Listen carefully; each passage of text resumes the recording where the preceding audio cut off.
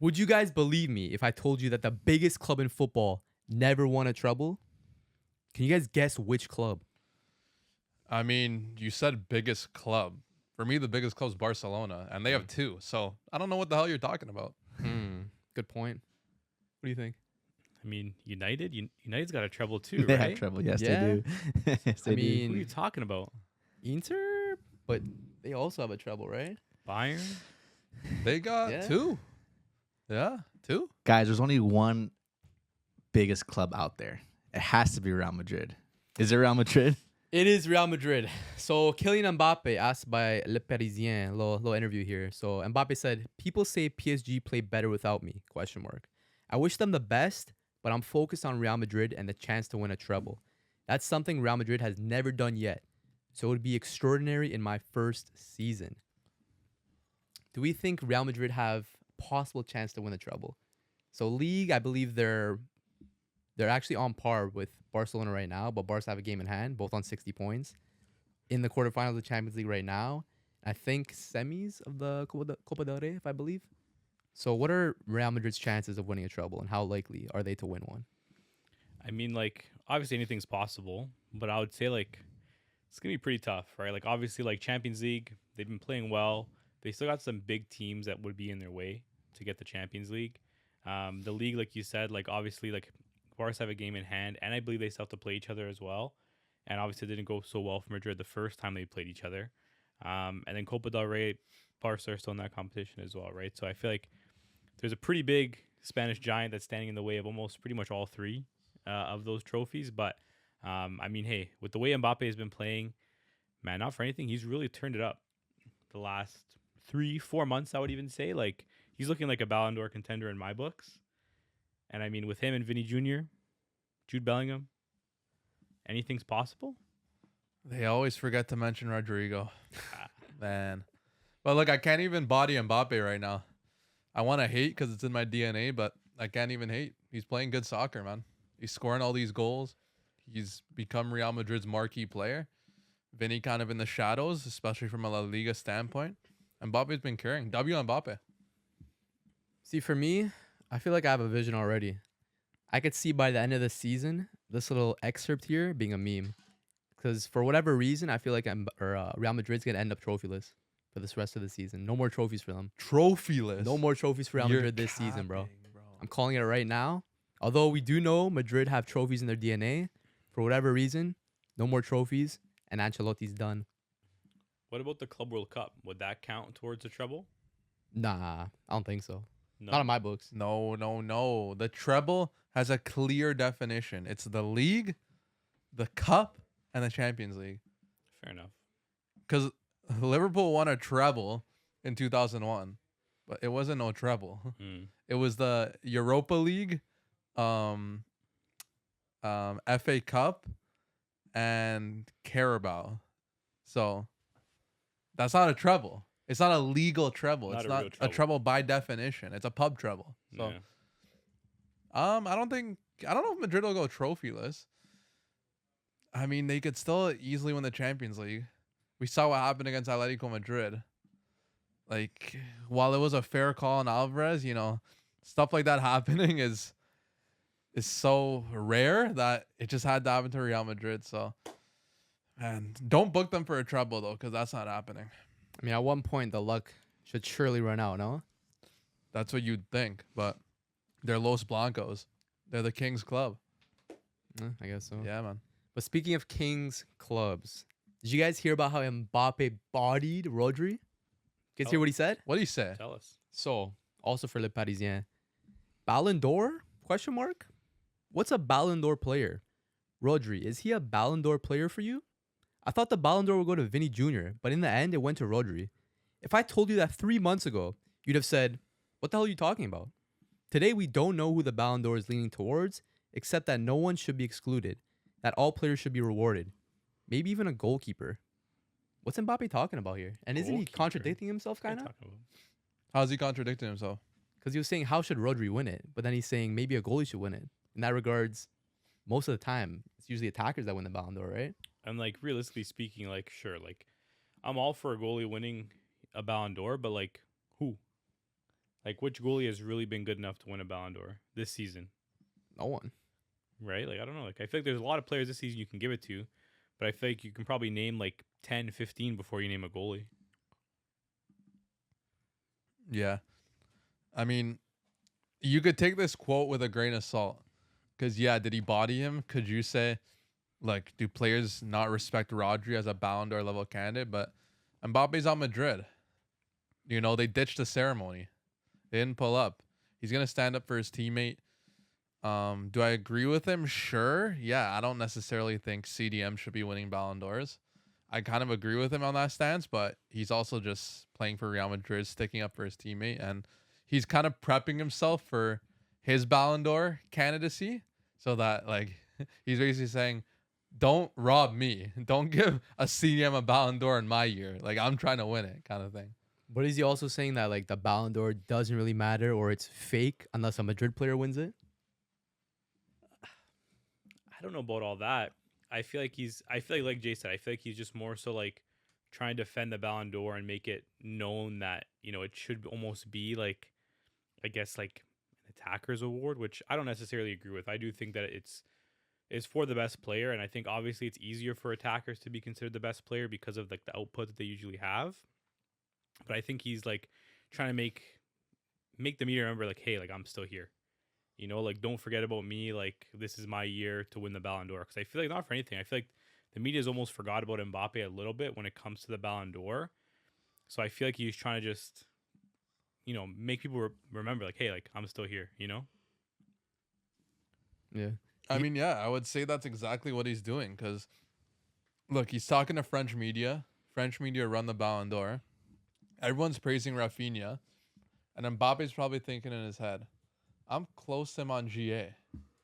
You know, I'm on crazy form. We're at the same spot in all competitions. Why aren't I getting any love? He's probably cheesed. I'd be cheesed too. And I mean, like not for anything. Like based on what you said, like he's right. Low key, like he's kind of been not for anything, kind of almost carrying Madrid. Some would say at this point of the year, like obviously Vini maybe hasn't had the best season.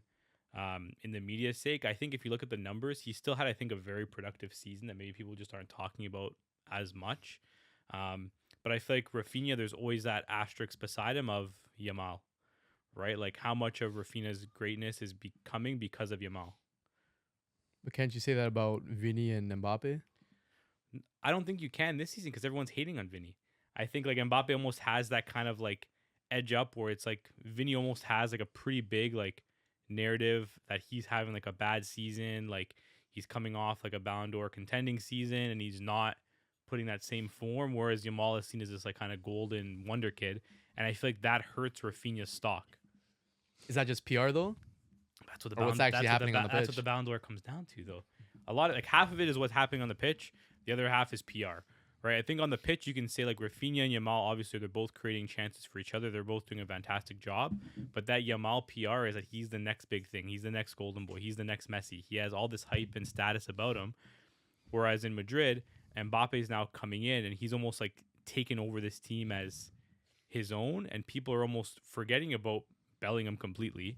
They're almost forgetting about Vini or saying, oh, how is this guy even contending for the Ballon d'Or last season? He's having a terrible season. This is Mbappe's season now. But if you actually look at the stats, like Vini, I think is having almost as good of a season as he had last year already.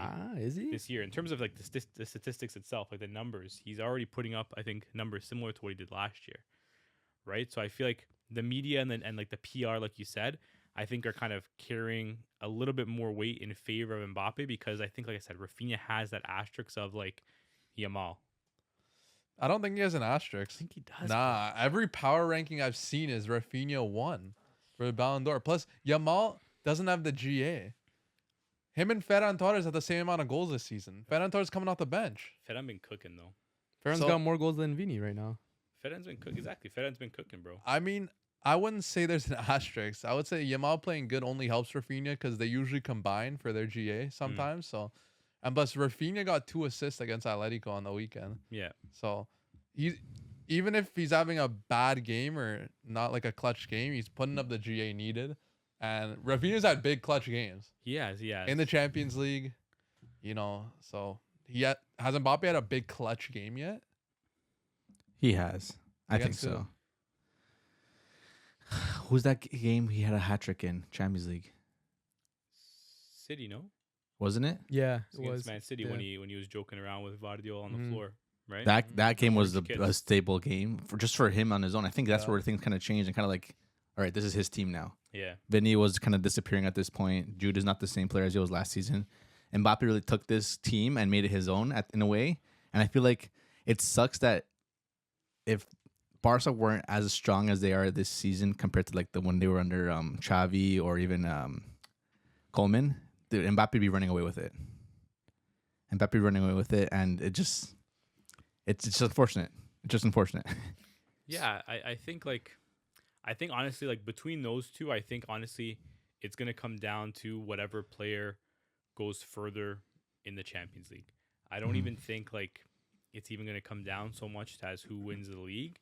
But I think between like Raphinha and Mbappe, I think to be honest, I think at this point those two are the front runners for Okay. Ballon d'Or. You think? So- Sorry, go ahead. Go ahead. You think Salah's done I don't know, man. The streets are saying like I've seen some people on Twitter saying like Salah's like sixth. already? Eh? Yeah. So even if he wins the league, most GA, most goals, again, obviously knocked out a Carabao Cup this past weekend. No Carabao, no CL, wins the league. I think it's gonna end up similar to that Haaland season. And Haaland broke the record that season too, and he Okay, still no, didn't well, get it. I think we know that he deserved that, but we don't want to get back into that. But it just, I think, do you think even Mbappe kind of getting on these interviews more, even France football, talking to them more, is going to elevate his PR a little bit? Because clearly he hasn't been getting the headlines as much as he's been liking to, even though he is. Well, didn't he score 2 goals this weekend? I think. Yeah. Like he He's should been be getting quiet. more, but I think that's kind of washed from that comeback. Like Madrid won, sure, but Barca came back against the 2-0 loss. Yeah. Like that's the headline. That's Not true. not Mbappe scoring 2 goals, That's right? true. Whoever it is, it can be Raphinha scoring the goals, but I feel like Barcelona itself is overtaking any other Madrid player headlines. But yeah, with Mbappe becoming more so prominent under Real Madrid, more so becoming that main man, with what Vini tweeted after the Ballon d'Or saying, "I'll do it 10 times over if I have to. They're not ready." Did he self-jinx himself here? Can we see Vini possibly win a Ballon d'Or in the future, or it was last year's only chance? I would quite frankly say he did jinx himself because since that very tweet, him and Ferran Torres have the same GA. And Ferran Torres coming off the bench every game. So Fed been kind of cooking. it's not a good look, man. It's not a good look because I think it was minus 10 times more. Well, actually, 10 times less, in fact, Crazy. based off that tweet. So I think he did jinx himself. Obviously, Mbappe's ahead of him in the race. That might have been his last chance. Vinny would have to like take over the 2026 World Cup and Brazil win to be in contention for a Ballon d'Or again. But what's more likely, Vini doing that for Brazil or Mbappe just completely spearheading Madrid, and then also doing well for France? Probably say Mbappe's got better odds right now. Yeah, There you go, bro. I'd say so. Might be Vini's last chance. Might have been. You guys are capping kind of hard, man. About what? Vinny Jr. having a pretty good season, man. But Vinny? Mbappe is cooking. Yeah, but you said he's close. I think he's like 9 GA from his last season. Yeah, that's what I'm saying. He has 19 goals and 10 assists This in season. all comps this season. This season. Yeah. Yeah. And like to be honest, That is pretty good. That's That's, like- a good season. it's not like that far off what he was doing last season, but I think he just has this like cloud of like and you know what? Like to be honest, like How many yellow cards? we can't even say anything because like we were talking bear smack about him last week. Well, some people were, but like I don't know. There's just like this like negative aura around him a little bit. It seems like where like people don't rate him as much, even though he's doing pretty much the same in terms of output as he did last season. Yeah, it's just external factors, man. Mbappe's in the mix. He's on great form. You know, the media is getting to Vinny, the fans.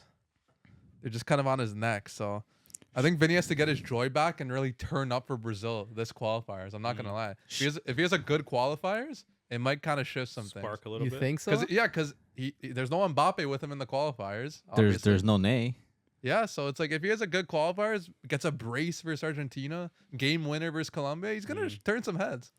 Yeah, and you know what? He is also kind of a player that does seem to do it in the knockout stages as well. I feel like Vinny kind of comes live in the knockout at CL a lot of times as well, at least like based on what I remember. So I don't know. There's still a lot of season left. Is there a chance he wins the Ballon d'Or? I probably don't think so, at least this season.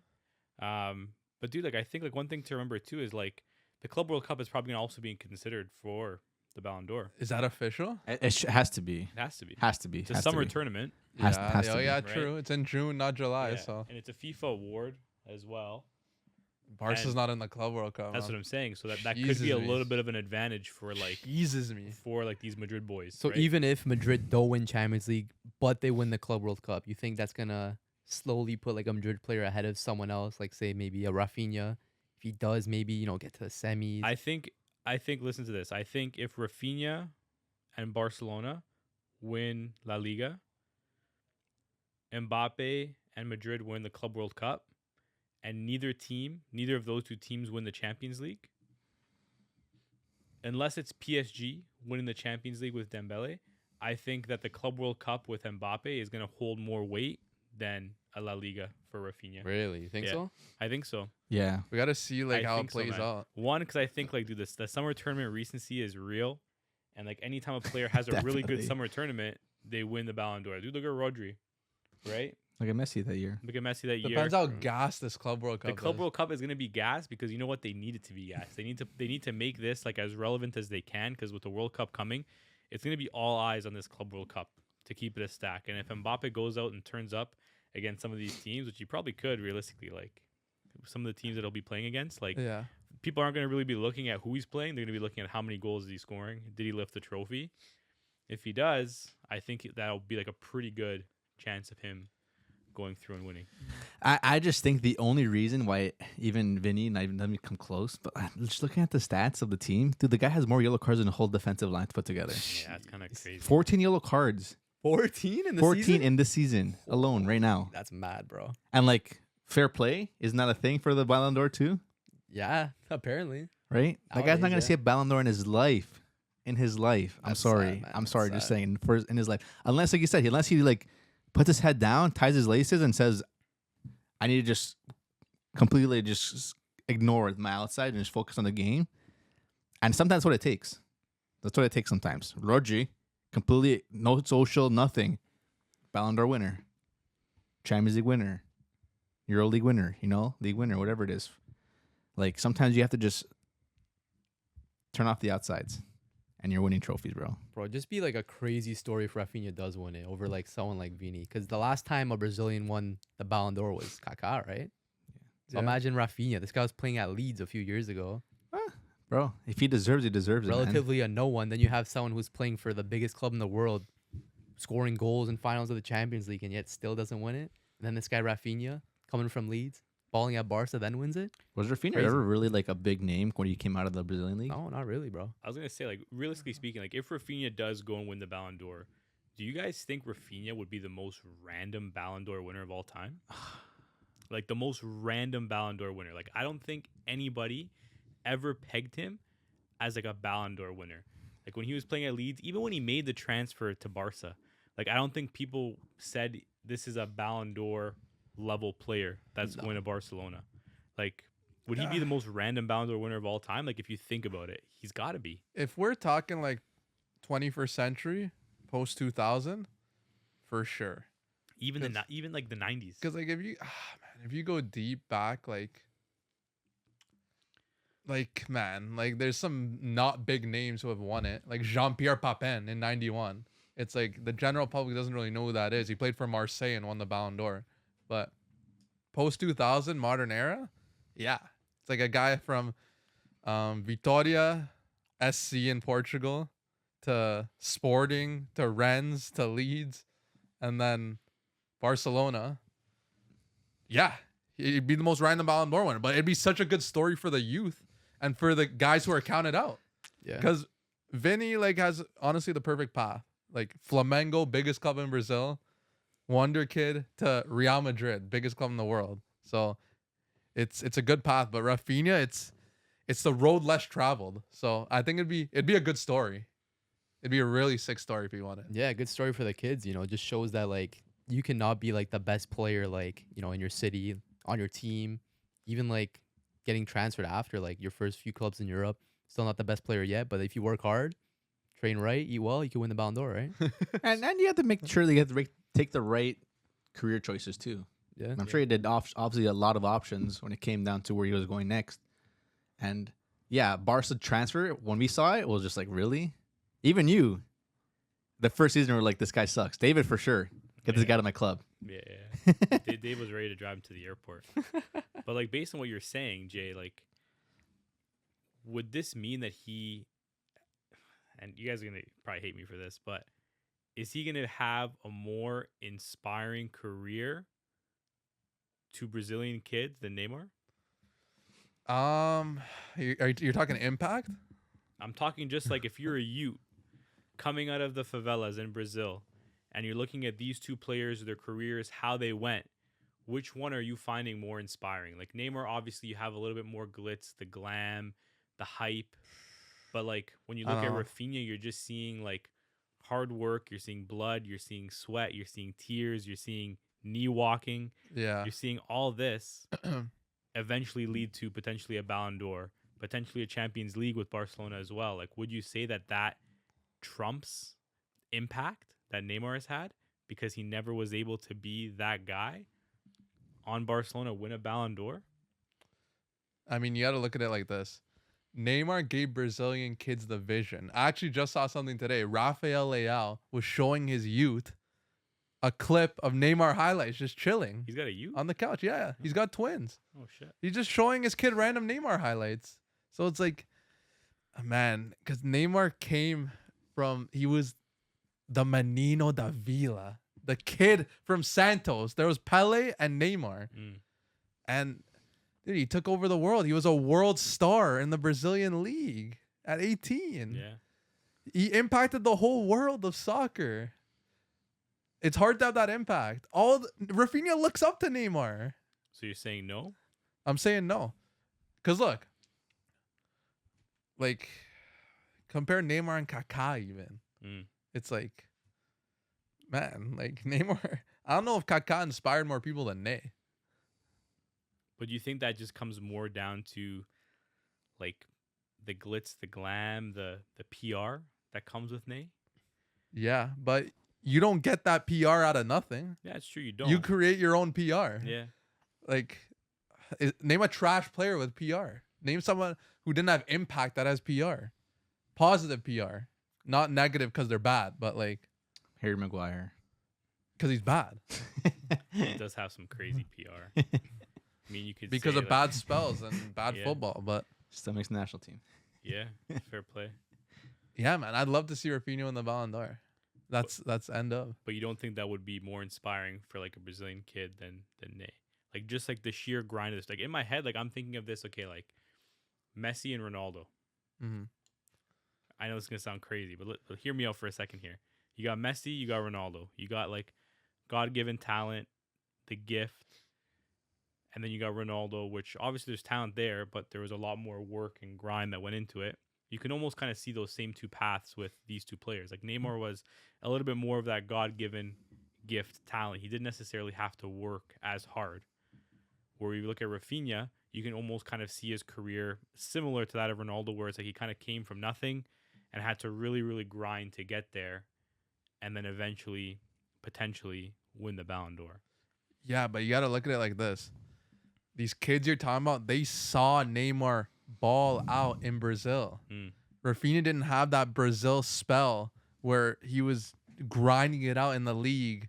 You know, Neymar was winning Copa Libertadores, Copa do Brazil at 18, 19 in Brazil, being the best player, like taking Santos to their best spell since Pelé. Like, so that's impact there. The kids were watching him live in the flesh.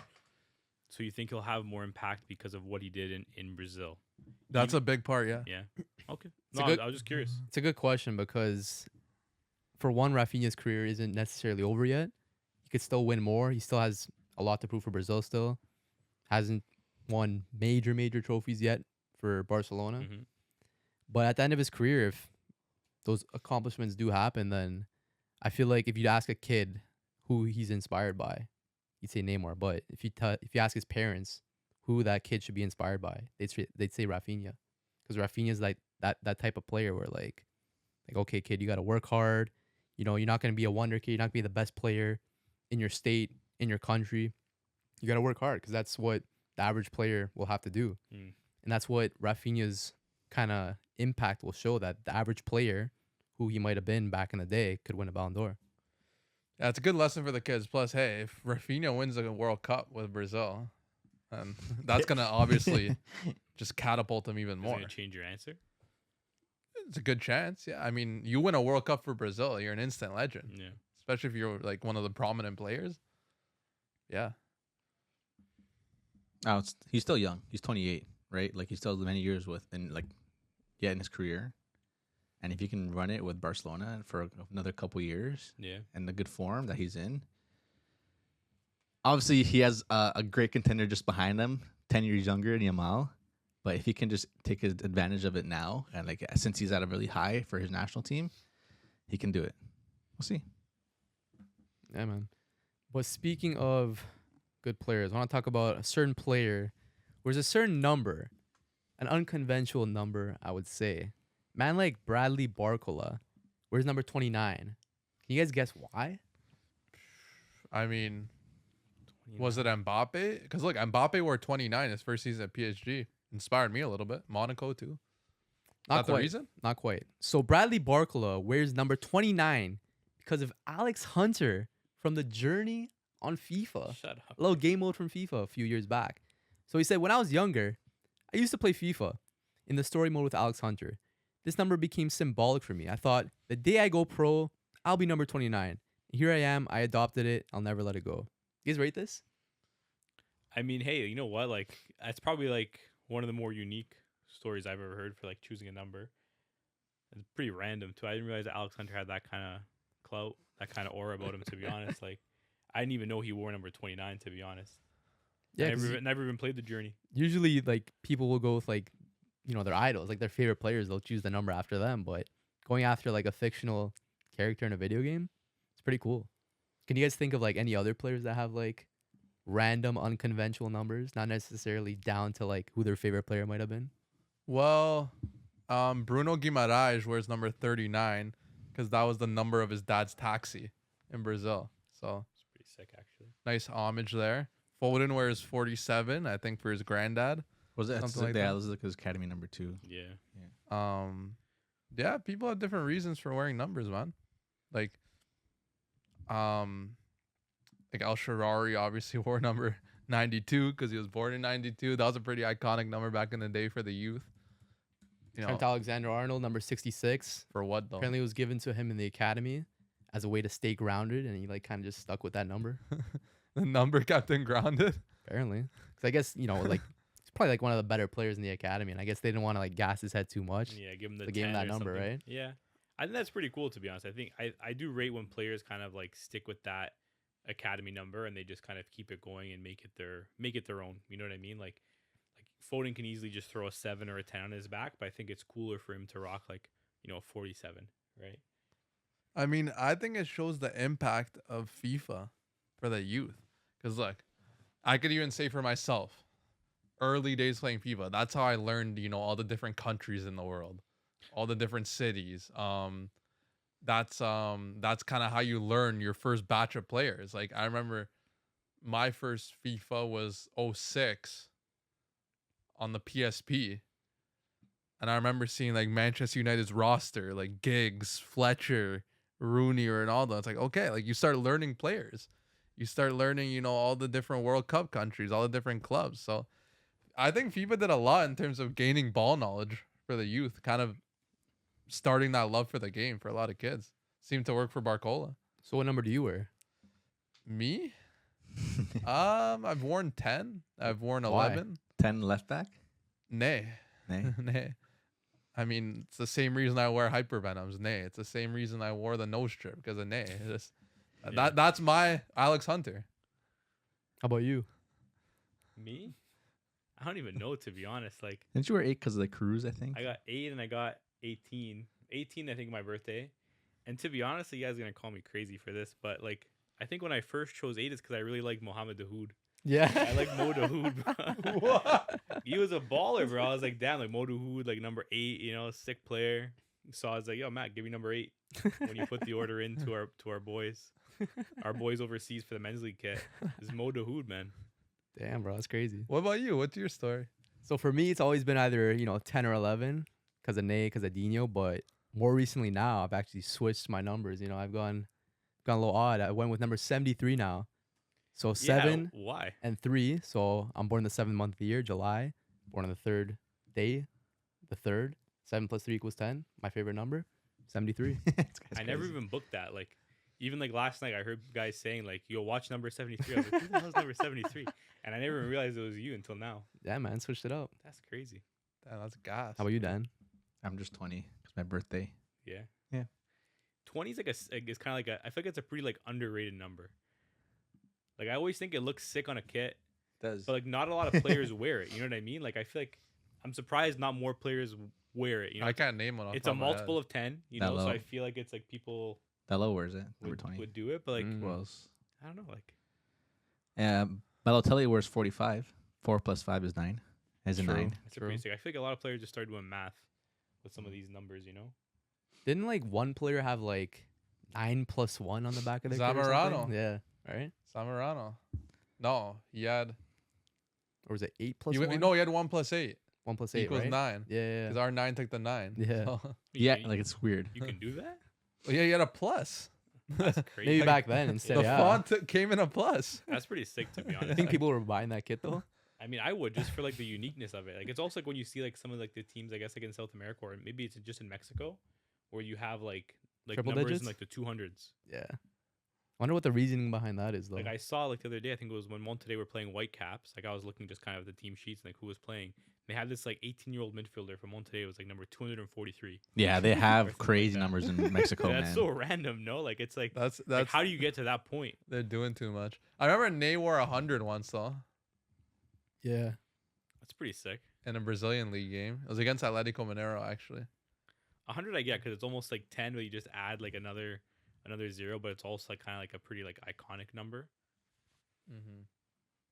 Yeah, I mean, it's easy to get inspired by your favorite players wearing, whatever kit they're wearing, the boots. Shout out Hypervenom's coming back. Yeah, bro. I might Yeah, have to you heard? cop. Yeah, the Actually? OGs, the black and orange. Like, remake. Yeah. And not like an actual like boot. It's silo. I think so, yeah. Yeah? Yeah. Damn. T90's back. T90, that was a huge boot when I grew up. That was my All first the like throwback professional boot. boots, man. Damn. T90, bro. I love them. Good for Nike though, because Adidas were doing it earlier, Yeah. but now that Nike's doing it, like they right time because it's our era, right? And like we're older now, we want to see that boot come back to like Facts. streetwear. They got the T90 like sold out now. It's like a streetwear shoe. Uh-huh. It's great. It's cool. Yeah. Even the ball right there, T90 ball. Yeah, Yeah. sick ball. Sick ball. I mean, Nike seen Adidas drop the Predator back, so had to bring the Hypervenom back. Man, my favorite boot of all time. I might have to I had cop, 3 bro. of them. Same, I think. I had like the all white, I had a blue pair, Uh-huh. and then a green pair. Yeah, yeah. I always wanted the black and orange ones, but I wasn't able to get them for whatever reason. Man, there were so many good ones. Neymar's gold pair, Yeah. his liquid diamond pair. That was silver with a pink Nike swoosh. Mhm. Best boot of all time for me. Facts. Like nothing can top that boot. It's like the Even feel- the marketing to introduce the boot. Like I remember because there was no leaks for it, none. And then they dropped this video of a box. Neymar gets a box delivered to him. The box is like glowing, like it's almost smoking. It's glistening, orange, and he opens it up. You see the glow, and it's like, and then like, and then the orange boots like they rise up and like they make a sound effect. It's like, and then what a presentation! That boot changed everything. That's like a top 5 boot of all time, bro. Yeah, Hundo. because it had the ACC too, Mhm. right All by the conditions laces. Control, bro.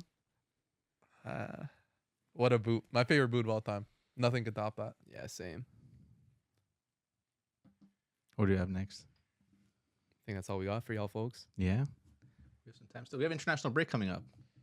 Let's talk a little bit of international We break. do, man. I mean, international break's my favorite time of the year. As you guys know, I feel like I say that a lot on this show. Man, I'm sorry. I just have pride seeing players play for their country. Sue me. Club football, you're getting paid. You're getting a paycheck. International break, you go to break your legs. Love of the game. I know. I seen Fede Valverde said this is the best. I wanted to bring this up. So good shout. Fede Valverde said he would trade 2 of his Champions Leagues for an Uruguay Copa America. Really? For Copa? 2 of his Real Madrid Champions League. Man, he has a lot somewhere. to give away. Obviously, he would say that, man. I think that's the thing too. Like he's coming from a position of great strength. Okay, know? but like you have a lot of people make the case, Champions League's bigger. Like, first of all, that Copa America is a pub competition, especially compared to Euro not and for- World not Cup. for- A not- lot of people say that. I don't think it's a pub competition. A lot of people say that though. I don't think so. Dude, Yeah. 'cause but dude, but the thing is, you have to think from the perspective of Uruguay, it's not a pub competition. Oh, of course, it's not a pub competition from my perspective either. Yeah, but yeah. like some people say, like you can't even compare it to the Euros. Yeah, but some people just don't know ball. Hopefully that wasn't me that said it on a pod. But I feel like the average like Eurocentric footy enjoyer probably has that opinion of the Copa America. Yeah, and like I guess it's because there's like less teams, maybe not as many good teams, but when push comes to shove and you're down to that final 4, it's always going to be 4 really strong teams, right? Even with the introduction now, which I really like, of the North American teams. But as well. you say coming from a great state, sure. But I'm sure Gareth Bale would trade his 3 or his 4 for a Wales Euro. You think He would trade all of them. I You feel. think you would trade Yeah. all 4? Yeah. I- For a Wales, you know how much he loved Bro, playing for it Wales? was Wales Golf Madrid, Yeah. bro. But maybe that's just a bit of like a unique situation. Look, Valverde's trading his Champions Leagues. But not all of them. He said only 2. How many does he Really, have? Like if they 4, no? re-asked him, he'd probably trade it. Yeah, I don't know if he'd give them all up. I think he would. I think he'd maybe hold on to 1. Yeah, just have one to Nah, spare. I you think know? he Yeah. would. I think you'd have one to Ronaldo spare. would trade his for a Portugal World Cup. All of them? I think so. I don't know if he'd I trade think all he of them. would, But then he wouldn't be Mr. Champions League. Yeah. but he'd be Mr. Portugal's One World only Cup. World Cup winner, captain. So that tells me a lot. But anyways, international break. Brazil's playing Colombia and Argentina. Big games. No Neymar, no Messi. So Brazil's gonna win. Is that how the math works? Yeah, because I mean it's a level playing field now. So it wouldn't be level otherwise. No, because the Argentine players play for Messi. He kind of dictates the tempo. If there's no Messi, they're kind of running on eggshells. Their heads in different spots. You think so? They don't know how to operate. But we can say the same like for Brazil. Like they haven't really been knowing how to Fair, operate. but for a I think they minute. could do it a little bit better. So now it's going to be 2 sides that don't know how to operate against each other. So it's a level playing field, is what you're saying. Because they Yeah, both but don't know how Brazil's to operate. had some games now without Ney. Not really Argentina without Messi. But if we were to compare the 2 sides, if they were to play together, Copa America, when Argentina beat Brazil, Messi didn't do anything in that final. Yeah, but he still.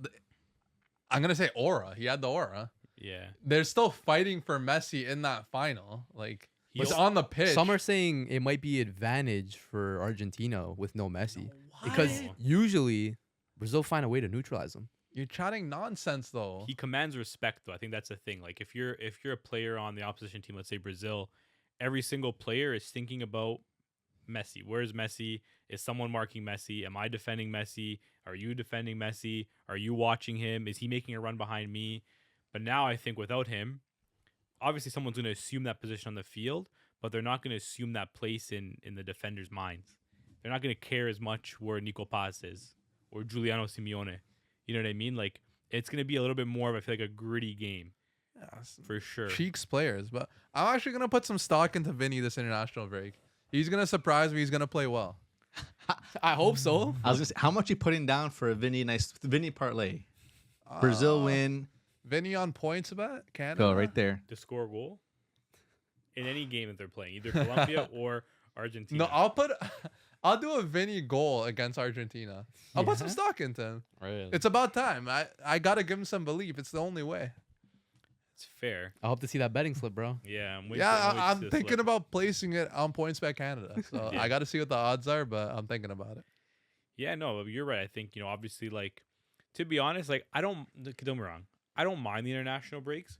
My only pet peeve is like that little area at the beginning of the season that we get where there's like an abundance of international breaks.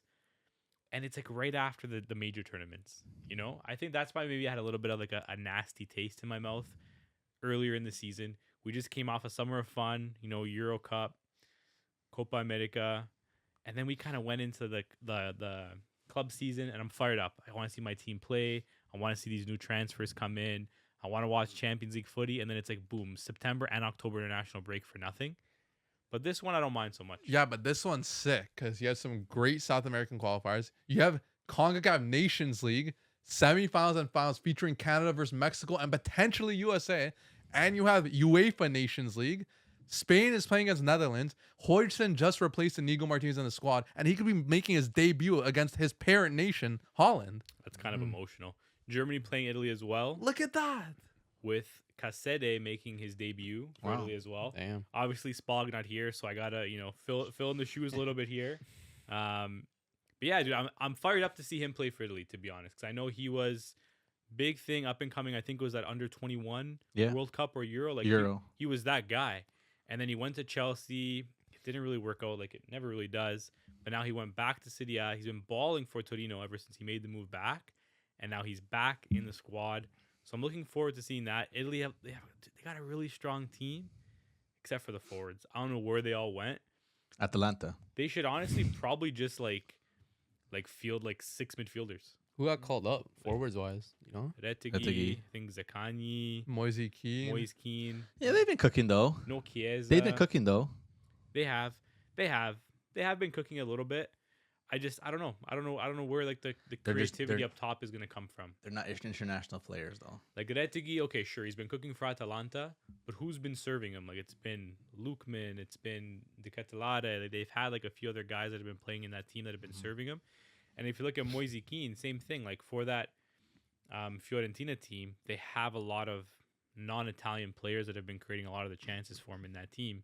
So I don't know who's going to play up top, but the midfield I'm excited to see with Casade being introduced. A lot of good Italian midfielders have been on very good form. Yeah, them versus Germany, that should be a really fun little matchup. The Germany squad looks pretty fire, man. Adeyemi coming back into the German squad, he's been in great form as well. I think he brings something different to the table.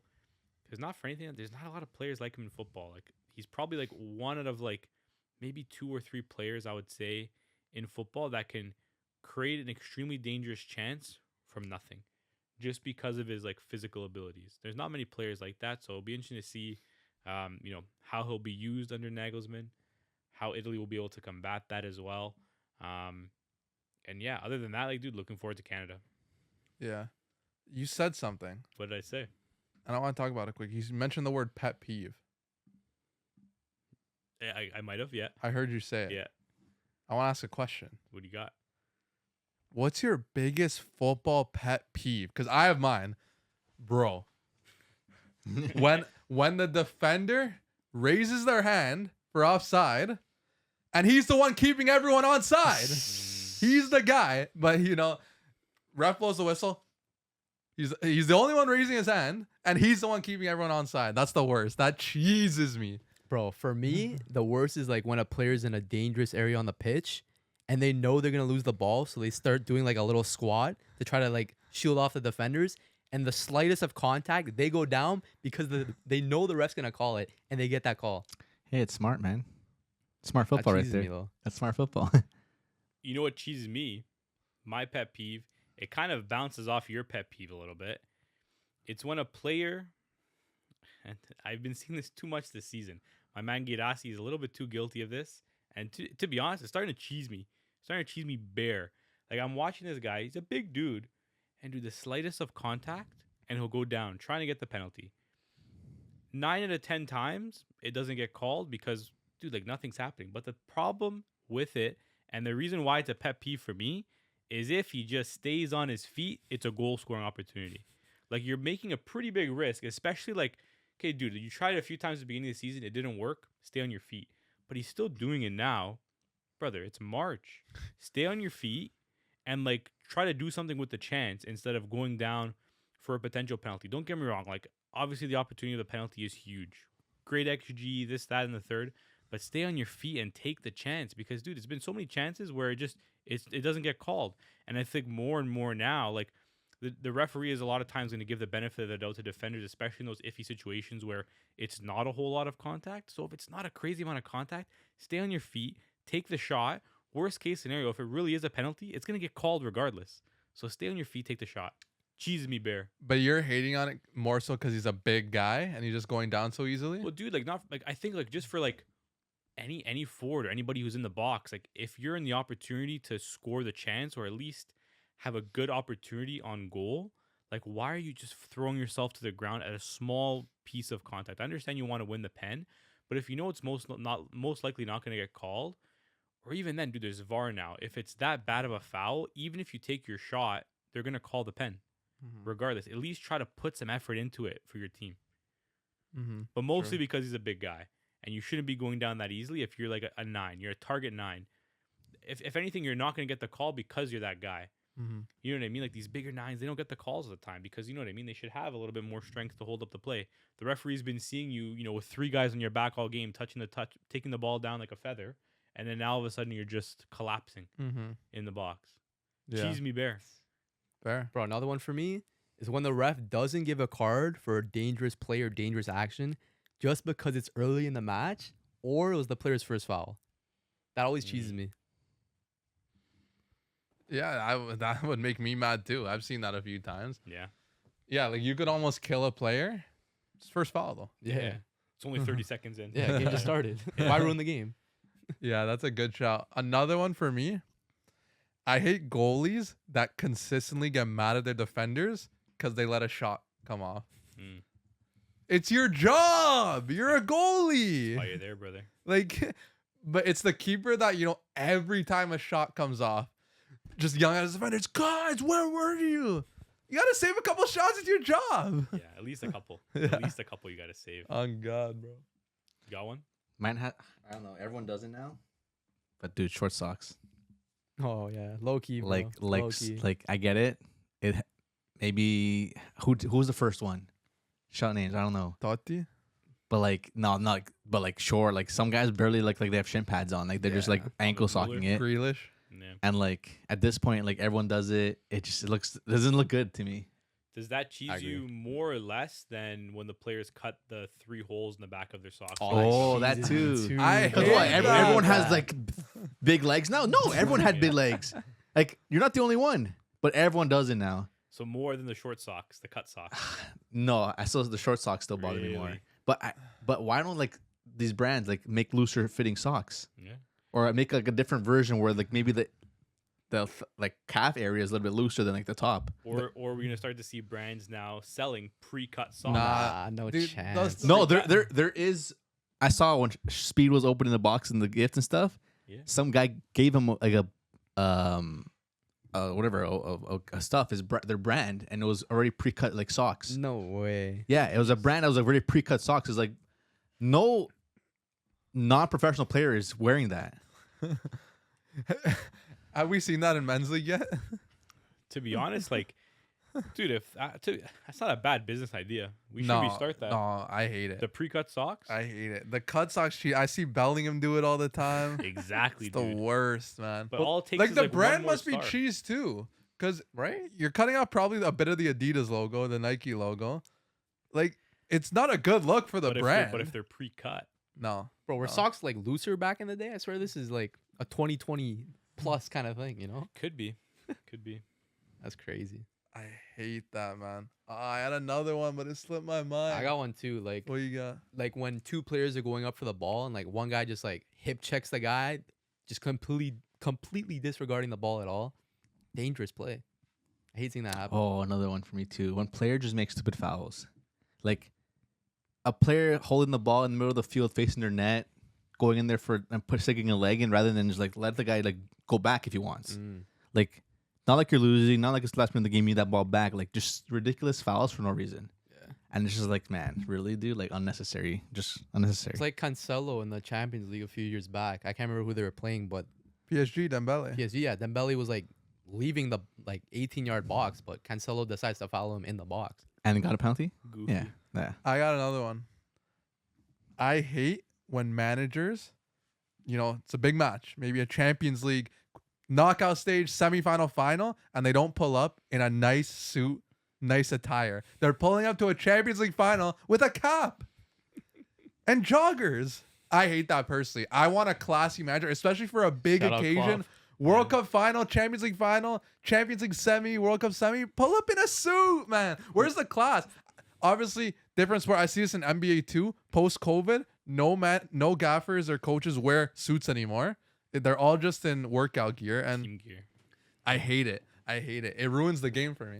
too it's such hot a for bad suits in the look. summer, bro. But it's about the respect. It's respecting the competition, the institution. I grew up watching managers wearing suits in big games. What happened? about Scolari? Who sparked this change? What about Was it Scolari Klopp? in the World Cup final? Scaloni? Yeah. Scaloni, Yeah, sorry. he was an early adopter for sure. Scolari. No, and to that's be what- fair, sorry. that is a Brazil tradition. Like the gaffers wearing the jacket, the tracksuit, that dates back forever. But Champions League final, these European managers, man, I hate Klopp for that because I think he's a big proponent in that.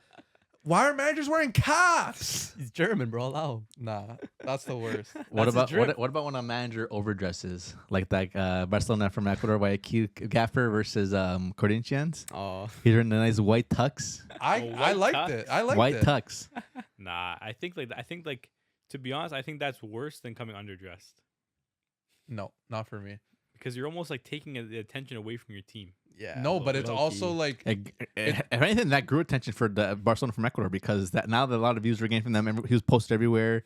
Like Oh yeah, no. again, like not for anything. Like it was obviously I think it was a qualifier for Copa Libertadores, but he was also an ex-player too. He played for Ecuador and whatnot. But white tux, black pants, nice that's pretty And drip. if anything, three isn't- piece. it's not a good thing. Mm. You're taking the pressure away from the players because it's not about them. It's about you. Not really. That's a role of a manager. Yeah. That's the Mourinho special. But then after, they're not talking about how the team played. They're talking about how the manager looked.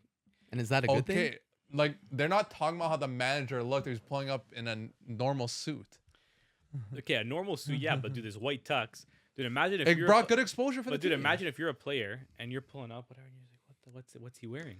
But You're looking at your gaffer and he's in he's- this crazy white tux. He's known to be wear like He's a little extravagant, Okay. like Okay. get ups and So it's suits. his and whatnot. thing. It's his thing. Okay, that's But like fair. this one, like was obviously more. more. Okay, I was gonna say if it's his thing, I think it's fair enough. But if the gaffer just does it like randomly for like a big game, I think that actually adds more nerves onto the player. Nah, I hate it, man. I hate it. Pep used to be a manager that wore suits as well. Now he's just pulling up with Stone Island, crew Turtlenecks, necks. turtlenecks. Oh, Cheeses me, man. that's not a football pet peeve, but when people wear like hoodies, and Pep does this a lot, that's why I call it. But when you wear a jacket or a hoodie, whatever, and the hood's inside out, Oh, so you have like this yeah. massive like bump on the back of your head. It's just like, buddy, like look in the mirror before you walk onto the pitch. That's how you can tell he's flustered a little bit. I better see Hansi Flick wear a suit for the Champions League final. I don't think Because the funny thing is, he's been wearing crew necks this season, but he wore a suit against Bayern when they beat them with the Raphinha masterclass. he had to. I think that's the only game he wore a suit this that was the only season. time. 'Cause he's usually like sporting like a tee and jeans, right? Yeah, he had to though. It was one of those. That was games. gas. Anyways, close us out, please, because I could talk all day about my pet peeves. But yeah, that's enough pet peeves for today's episode. We're gonna end it off there. Guys, make sure to like, subscribe, comment if you don't. I want to see some new commenters in the comments, man. I want to see some new guys out there. But yeah, that's that. You know who we are. We're the culture boys. We the Thank culture, man. you. And with Thanks, that, guys. We out. Bye. Peace. Ciao. And again, you want to place your bets this weekend? Not Champions League. Nations International League, break. International break. Please bet with points bet. Ciao, guys. responsibly. Responsibly. Facts. Ciao. Later. 19 plus only.